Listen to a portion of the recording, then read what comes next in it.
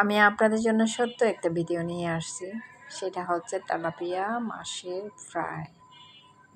দেখছেন কি সুন্দর হয়েছে মশমশা। আমি প্রথমে মাঝারি ধরনের একটু তেলাপিয়া নিয়েছি, দিয়েছি লবণ, আদা বাটা হালকা, রসুন বাটা হালকা, জিরা ধনিয়া গুঁড়া দিয়েছি, লবণ, মরিচ, তারপর হলুদের গুঁড়া, লেবুর রস দিয়েছি। সব একসাথে দিয়ে মাছটাকে ভালো করে মাছের উপর দিয়ে 10 মিনিটের জন্য আমি ম্যারিনেট করে রেখে দিয়েছি।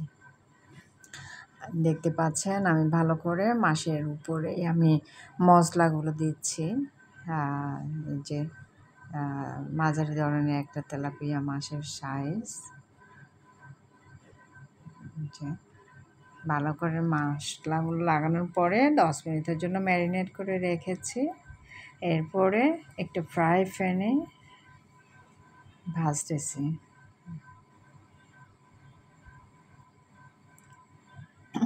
দেখতে পাচ্ছেন আমি ভাজতেছি। এবার উল্টাই দিব ওই পাঁচটাতে। যে মাথাটা ভেঙে গেছে একটু, মানে মাছটা কাটার সময় ও মাথাটা বেশি করে কাটছিল মাছওয়ালা। আমার হয়ে গেছে tilapia fish fry. Thank you.